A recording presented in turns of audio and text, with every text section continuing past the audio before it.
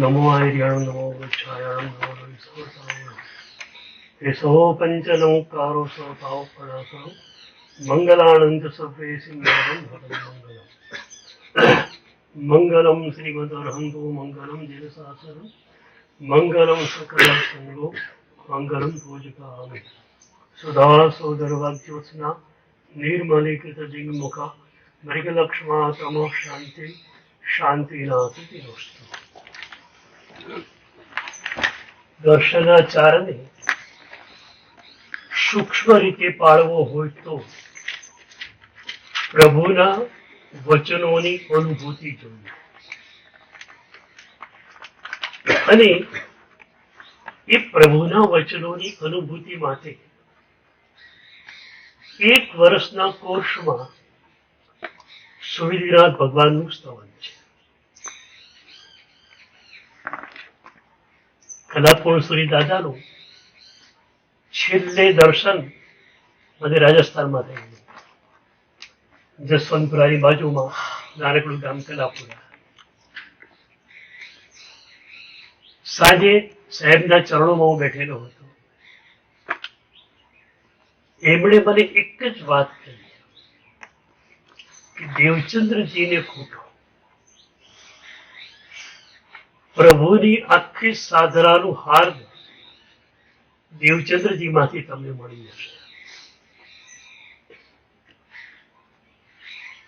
દેવચંદ્રજી મહારાજે 24 સ્તવનો તો લખ્યા, પણ એ 24 સ્તવનો ઉપરનો ગુજરાતીમાં સ્તબક પણ એમણે પોતે લખ્યો છે અને વિહરમાન વિસી પણ એમણે લખી છે.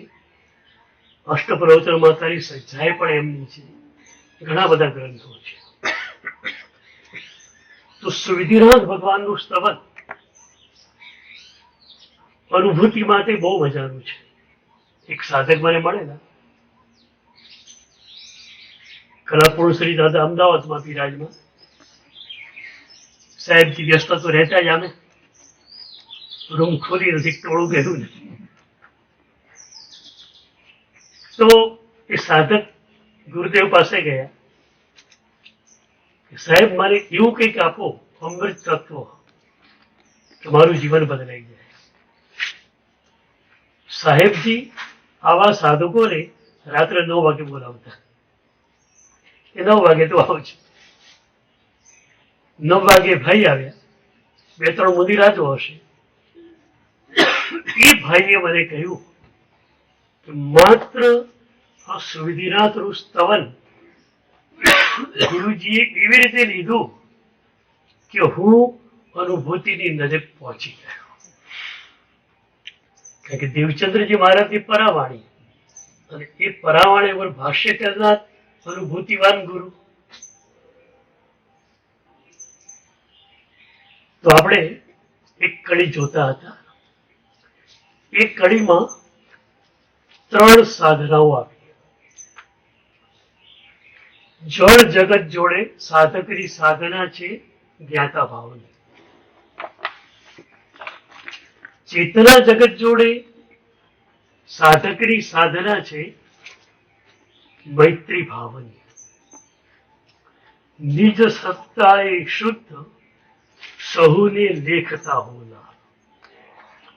જે પણ આત્માને સાધક જુએ એને બધા જ ગુણોથી પરિપૂર્ણ રૂપે જુએ. બોલો, આ એક દૃષ્ટિ મળી જાય તો બધા જ ગુણવાન છે.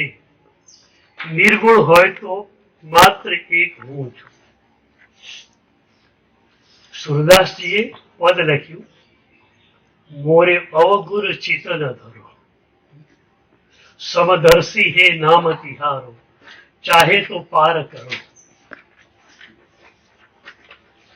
મેરો અવગુર ચિત્ત ન ધરો.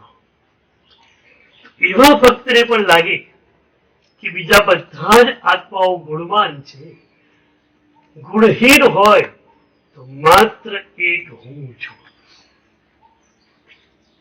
હવે આ ભૂમિકા જો આપણને મળી જાય તો અહંકાર ક્યાં રહેવું?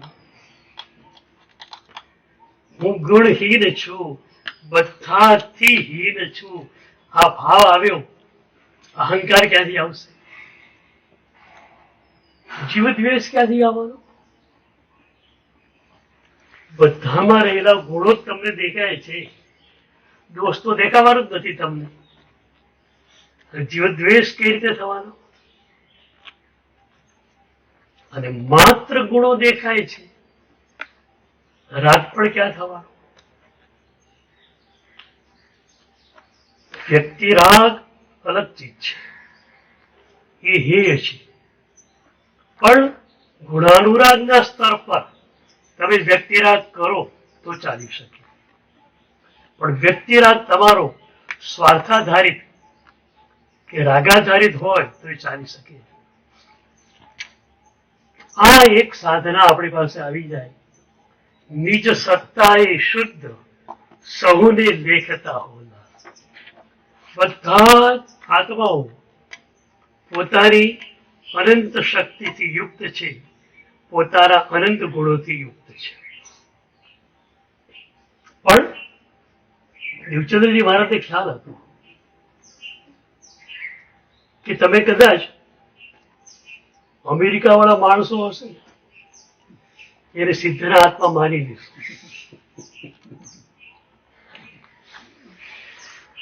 તમારાથી દૂર કોઈ ચેન્નાઈ કે બેંગ્લુરુમાં રહેતું હશે એના પ્રત્યે પણ એ સિદ્ધનો સાધર્મિક ભાવ આવશે. પણ જે નજીકમાં રહે છે એની જોડે શું? એકદમ મનોવૈજ્ઞાનિક આયામમાં હવે પછીનું ચરણ ખોલે છે.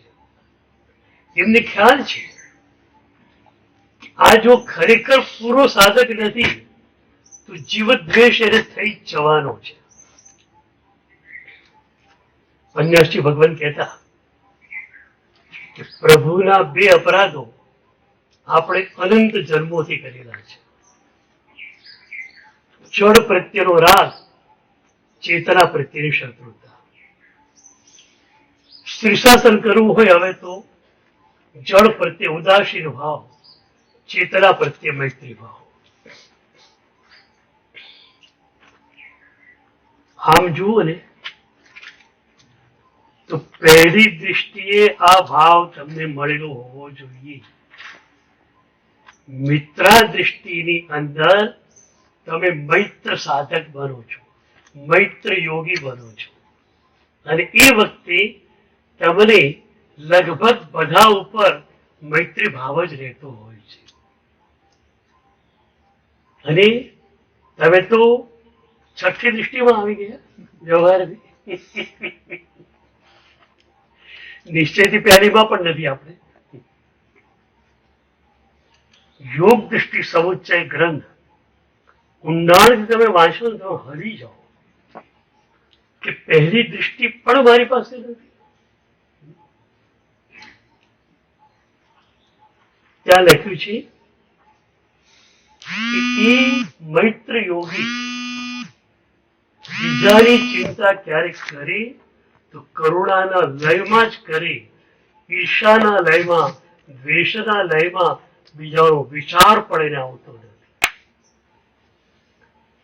પણ દેવચંદ્રજી મહારાજને ખ્યાલ હતો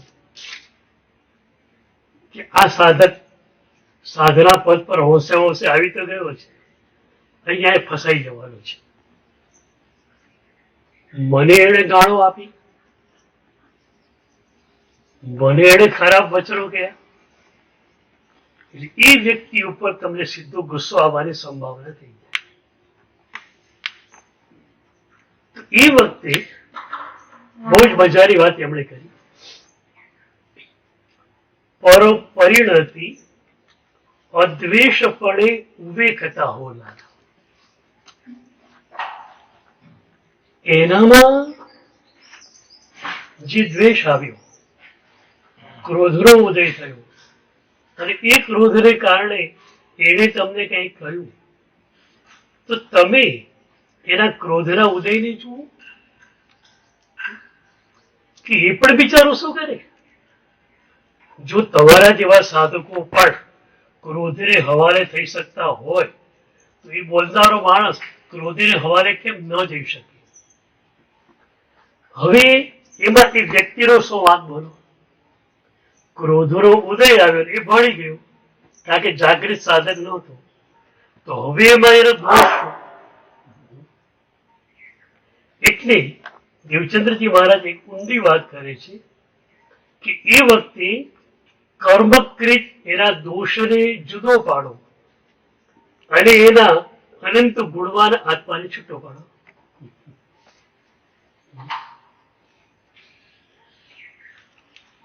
હું ઘણી વાર કહું છું, સ્વસ્થ સંબંધી હોય આપણો કોઈ મહાત્મા જ છે, આપણને ખ્યાલ છે કે એમનું શરીર એકદમ સ્વસ્થ છે, મેટાસ્ટાસની ટીકડી પણ એમને જિંદગીમાં લીધી ન હોય, એમના માટે સાંભળીએ કે 3rd સ્ટેજનું કેન્સર ડિટેક્ટ થયું છે, તો આપણો પ્રતિભાવ કેવો હોય?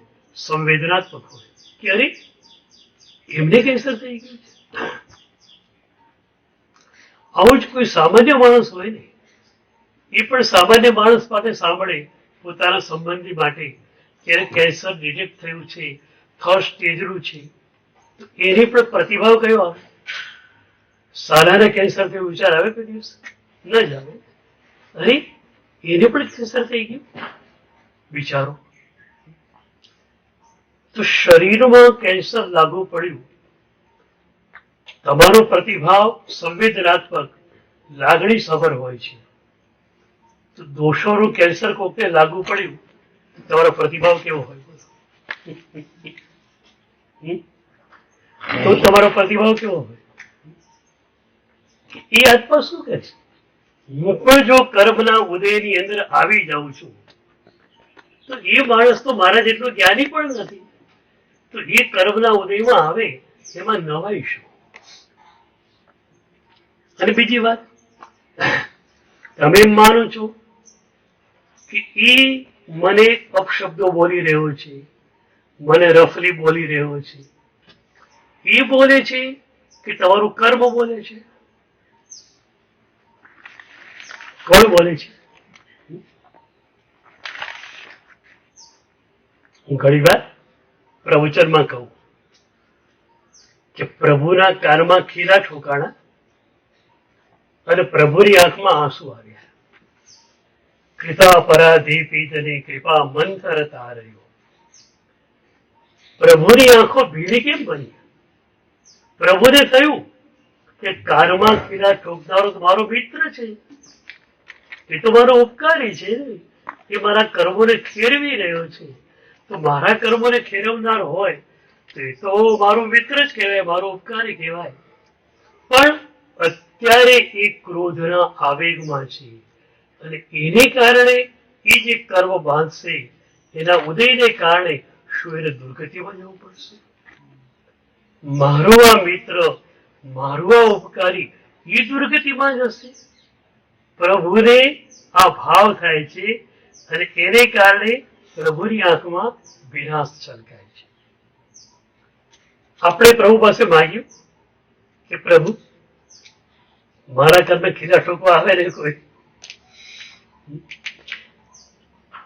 તો હું કાં તો એને ઊભું પૂછીને સળું, કાં તો હું ઊભી પૂછીને મારા ગાલ પર કોઈ ચમચમથી ટમાટ ઠોકે તો પણ એને સહન ન કરી શકું. તો પ્રભુ એટલી તો શક્તિ તો મને આપ કે કડવા શબ્દો મને કોઈ કહે તો પ્રેમથી સહન કરી શકું. મેં હમણાં એક સવાલ કર્યો કે ભાઈ કોઈ લાકડી મારે ને પીઠ પર તો પીઠ સૂજી જાય, પણ કોઈ કડવા શબ્દ કહે તો શું થાય? કાનમાં સોજું બોજું.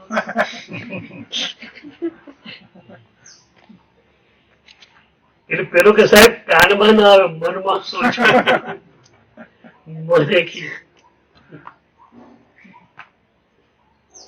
ત્યારે મેં એક સરસ વાત કરી. મેં કહ્યું કે ભાઈ તું પ્રભુનો સાધક છે, તો ભગવાને પ્રભુના સાધકની વ્યાખ્યા શું આપે તને ખબર છે?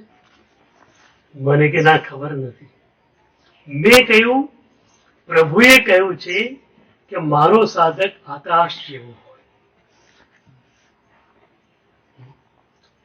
તમે હાથ આમથી આમ ફેરવો, આકાશ ના પાડશે? ભીત ના પાડશે. તમારી આગળ કદાચ તમે એકદમ જોશથી દબાવો તો આગળ ભટકી જાય. ભીત પ્રવેશવા નહીં દે આગળ. આકાશ ક્યાંય ના પાડે. તો પ્રભુ કહે છે કે મારો સાધક આકાશ જેવો છે. બીજી વાત, કુશળ પેન્ટર હોય, રંગનું ડબલું ખોરેલું હોય, બ્રશને એવા નાખ્યું, ભીતને રંગી શકે, બારી બારણાને રંગી શકે, આકાશને રંગો.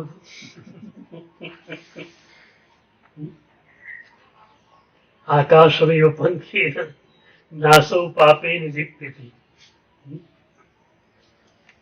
તો તમે પ્રભુના સાધક છો,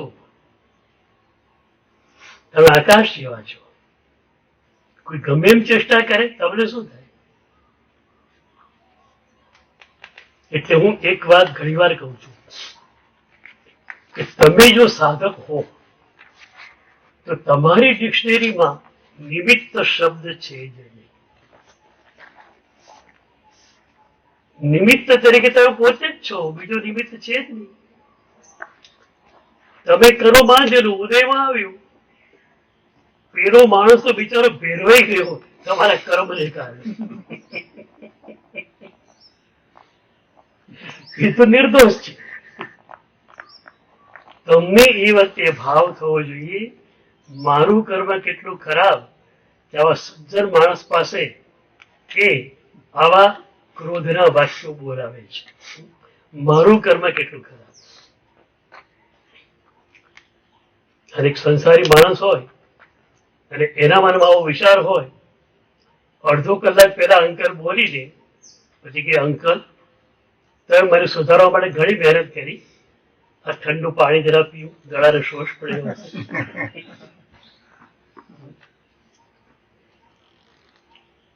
મતલબ એ છે કે તમારું જે મન છે તમારું નથી, સોસાયટીએ હિપ્નોટાઇઝ કરેલું છે. બધા જ લોકો માસ હિપ્નોટિઝમના શિકાર છે. સમાજે કહ્યું આ સારું ગણે, તમે કહો સારું. સમાજ ક્યાંક ખરાબ ગણે, તમે કહો ખરાબ. જે કૃષ્ણમૂર્તિ બહુ મોટા ચિંતક, એમણે એક જગ્યાએ લખ્યું છે કે આપણે આપણા બાળકને શું શીખવીએ છીએ. તમે બાળકને શીખવાડો સ્કૂલમાં ત્યારે ફર્સ્ટ રેન્કમાં ફર્સ્ટ નંબર ઉપર આવવાનું છે. હવે એને બી ખબર છે બીજા બધાને ગબડાવીએ, ટોપલ કરીએ તો પહેલા નંબર ઉપર આવે. સ્કૂલમાં ટીચર શીખી ગયો હશે કે બધાને નવડાવીને પણ ઉપર પહોંચી જવું. એ માણસ વેપારી બનશે, આખી બધાને નવડાવશે.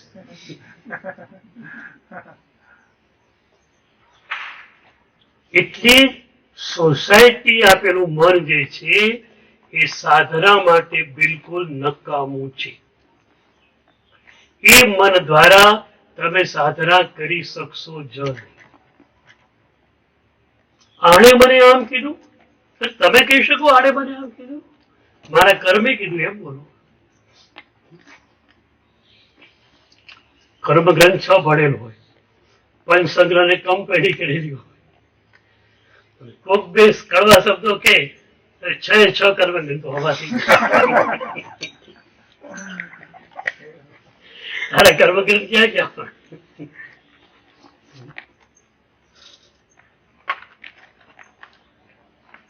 અનંત જન્મોમાં આ પ્રભુની સાધના આપણને મળી, આપણે ચૂક્યા ગયા.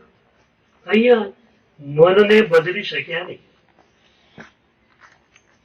માત્ર તમારા મનમાં એક ઝંખના પેદા કરું કે આ મન ચાલી શકે નહીં, પ્રભુએ આપેલું મન જોઈએ.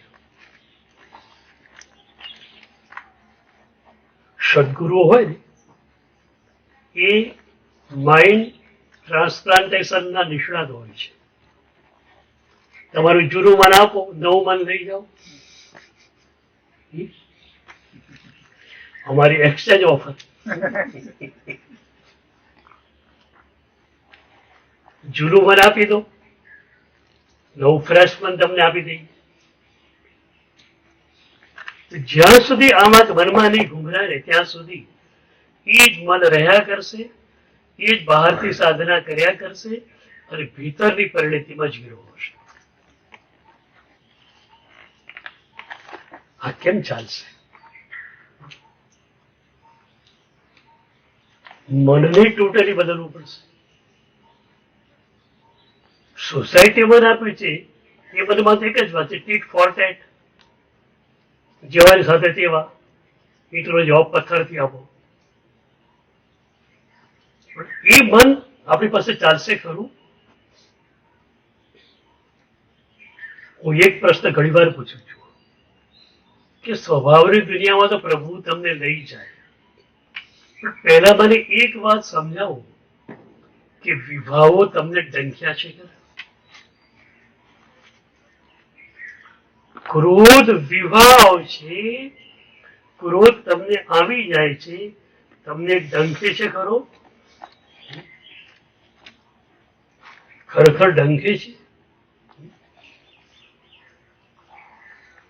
જો ડંખતો હોય તો વારંવાર રિપીટ થઈ જશે. તો વિભાવો ડંખ્યા તો વિભાવો ગયા, અને ગુણો ગમ્યા તો મળ્યા. ગુણો કેમ નથી મળતા? બરોબર ગમ્યા નથી. કોઈ વ્યક્તિ ગમી ગઈ પણ એના ગુણો. એક મહાત્મા મને મળેલા, મને કે સાહેબ કલાપુરુષોની દાદા મુંબઈ તો પધાર્યા નહીં, પણ મુંબઈની બહારથી નીકળી ગયા. એ વખતે એમના દર્શન માટે આખું મુંબઈ રોડ પર હતું. પોલીસના આંકડા પ્રમાણે 1.5 લાખ માણસો ખાલી સાહેબનું દર્શન માટે ભેગા. એ મહાત્માએ મને કહ્યું, સાહેબ કેટલું પ્રચંડ એમનું પુણ્ય હતું.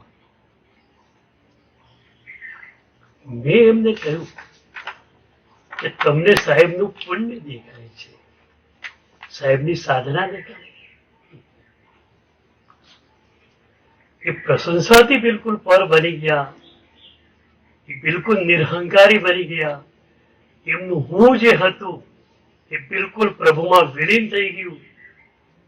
એના કારણે આ પ્રચંડ પુણ્યનો વિસ્ફોટ થયો. એટલે આપણને શું થાય? એમનું પુણ્ય ગમી જાય તો પુણ્યનું કારણ શું? એકવાર એક ભક્ત મને કે સાહેબ દાદા જતા રહ્યા, દાદાનું મિશન અધૂરું રહી ગયું. તો મેં કહ્યું કે કલાપુરુષોની દાદાનું મિશન તો ક્યારનું પૂરું થઈ ગયેલું. એમને પ્રભુ જોઈતા હતા, પ્રભુનો સાક્ષાત્કાર થયો ત્યારે એમનું મિશન તો પૂરું થઈ ગયેલું. પછી પ્રભુનું મિશન ચાલુ થયું. પ્રભુનું મિશન ચાલુ થયું. પ્રભુ કહેતા હતા, જુઓ જે મને મળે છે એને કેવો હું બદલી નાખું છું. જુઓ અમારું સેમ્પલ. જે મને મળે છે, જે મને ટોટલી સમર્પિત થાય છે, એ કેટલી હદે હું ઉચકું છું જોઈ લો, બહારથી અને ભીતરથી. તત્કાલીન બધા મહાપુરુષો એમના ચરણોમાં હતા. એનું કારણ પુણ્ય પ્રભાવ નહોતો. પુણ્ય પ્રભાવ તો સામાન્ય લોકોને આંજી શકે કે સાહેબની પાછળ ગાડીઓ દોડે છે, કામ થાય છે. જે મહાપુરુષો એમના ચરણોમાં બેઠેલા એની પાછળ આ જ કારણ હતું, સાહેબનો આંતરિક વૈભવ. તો ખરેખર કોઈ પણ મહાપુરુષ પાસે ગયા ત્યારે આપણને એમનું આંતરિક વૈભવ દેખાડો, અને એ આંતરિક વૈભવ તમને ગમ્યો ખરો?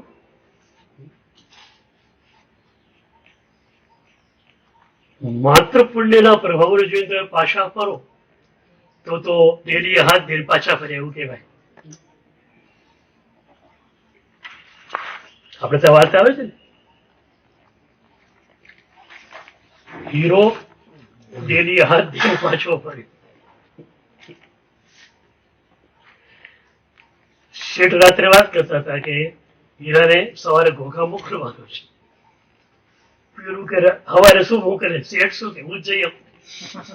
ગયો રાત્રે ઘોઘા, જગના દરવાજા બંધ, બારણે થાપ મારીને આવતો રહ્યો.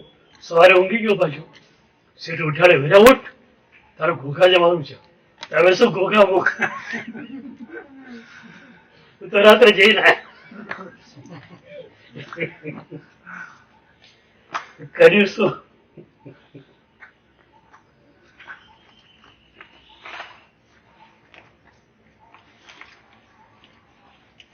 પંજાબજી ભગવંતરે તમે જોયા હશે, વર્તન કર્યું છે મારા સાહેબ. લાગતું સાક્ષાત તીર્થંકર જેવા.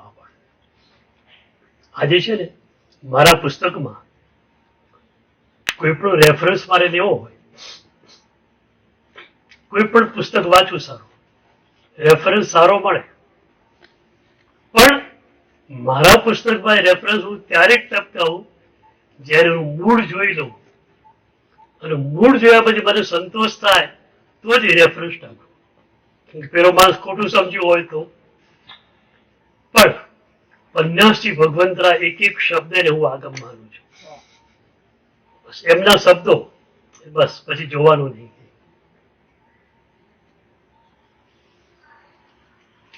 એ ખરેખર ઋષિ હતા. એમની ભાષા પણ તેવી મંત્રાત્મક ભાષા છે. બહુ જ નાના નાના શબ્દો, નાના નાના વાક્યો, એક ઋષિની વાણી એમના શબ્દોમાં ગુંજે છે. આપણું સદભાગ્ય છે કે એમનું લખાણ બધું જ આપણી પાસે આવી રહ્યું છે. વર્ષો ડાયરીઓમાં વહેંચાયેલું લખાણ પણ આજે આપણી પાસે આવી રહ્યું છે. ખરેખર આપણું સદભાગ્ય છે. મારા તો લગભગ સાધુઓ સાધ્વીઓ તમે જુઓ અક્ષય પાત્ર લઈને જ બેઠેલા હોય.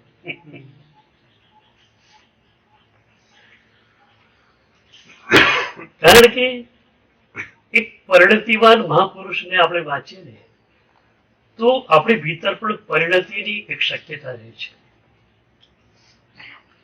જેની ઉપલબ્ધિ થઈ જ નથી. માત્ર જેની પાસે અભિવ્યક્તિની કરામત હતી એને વાંચવાથી તમને કઈ મળી ન શકે. અનુભૂતિવાન પુરુષોએ શબ્દોમાં પણ એ બળ મૂકેલું હોય છે. આનંદ ગંજરૂ સ્તવ આજે ગાવું તમને ગમે છે, 300 વર્ષ પહેલાનું, અને જૂનું થવાનું પણ નથી. રિષભ દિનેશ પ્રીતમ મારો ક્યારે પણ જૂનું થવાનું નથી. સિનેમાની તર્જ ઉપરનું આજનું એક નવું ગીત હશે ને તો 6 મહિનામાં જૂનું થઈ જશે, આઉટ ઓફ ડેટ. ભાઈ હવે તો બહુ સાંભળી લીધું. પેલું કેમ જૂનું નથી થતું? નિત્ય નૂતન રહે છે, પરાવાણી છે. તો આ રીતે ગુણો જો ગમ્યા તો મળી ગયા, દોષો ખટક્યા તો બે સૂત્ર બરોબર યાદ રાખો. દોષ કેમ નથી જતો? ખટક્યો નથી. કાંટો વાગ્યો પડ્યો પછી કેટલા દિવસ બેસો આરામ. કાંટો વાગ્યો છે, ચાલો તકલીફ પડે છે, પણ દેરાસર જવું છું, બીજી જવું છું, કાંટો ભરે પગમાં રહ્યો. આપણે ઉદાર માણસો.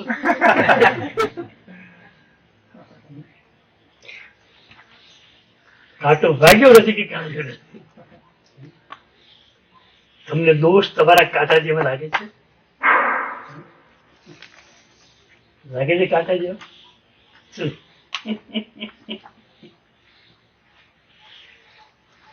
દોષો ખટકે નીકળી જ જાય,